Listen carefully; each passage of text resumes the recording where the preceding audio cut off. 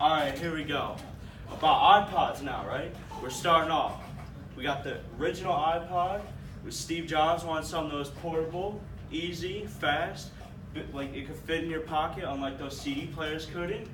We got iPod Nano, we got a bunch of generations of them, right? This one looks kind of like an Apple Watch, it's kind of small. iPod Shuffle, no screen, it's just music.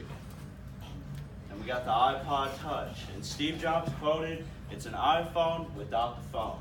It's not true now. All right, here we go. 2000, 2003. First three generations of iPods. First generation iPod, about as big as a deck of cards, right? Had a headphone jack and it had a FireWire cable. I don't happen to have one of those because they're so old. But pretty much they were all the same. 2004, first big step. Comes out, right? We got the iPod Photo. You could upload your entire photo gallery to it. We got iPod Mini, which was smaller than the normal iPods. And we got the iPod Nano, which 2004 also came out with this little thing. Well, it's not very little, but everyone did not love this thing. Right, well, I actually went back. All right, great leap. 2007, iPod Touch, first generation comes out. You can't even change the background on this thing. So, here we go. It's a third generation iPod. We got the fifth generation, which was the first iPod to ever have a video camera. Here's the iPod Touch first generation. It has the iTunes store, but no App Store. Later on, we get the App Store. We get video, you got Safari and everything on there. So finally, app developers, with the App Store being released, could release things such as SoundCloud, Spotify for music, and games for people to enjoy. It was way better than the PSP and the Nintendo DS at the time. I also both of them combined. 2010, proud moment for Apple.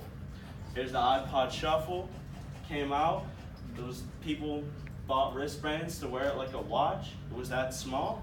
And the iPod Touch 4th generation, with the introduction of the Retina display, which was the first HD display to ever be put on an Apple device that was this small, right? Came out with iOS 4, everything was all good. Also had a camera.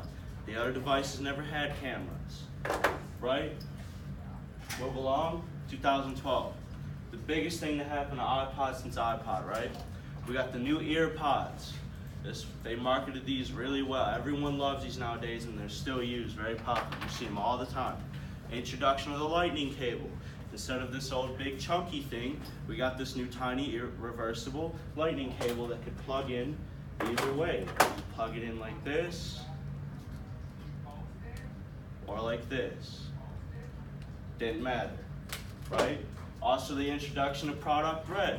Now, when you bought the Product Red version, a portion of your purchase would go to fight AIDS research. It was also pretty cool. It was also the first time, this was the first iPod that Steve Jobs didn't help develop. This was after Steve Jobs died. They went from a 3.5-inch screen to a 4-inch screen. 2015, the last iPod ever made. 6th generation looks exactly the same as the 5th generation, just has better insides and can run the current iOS 11 that everyone uses on their iPhones currently.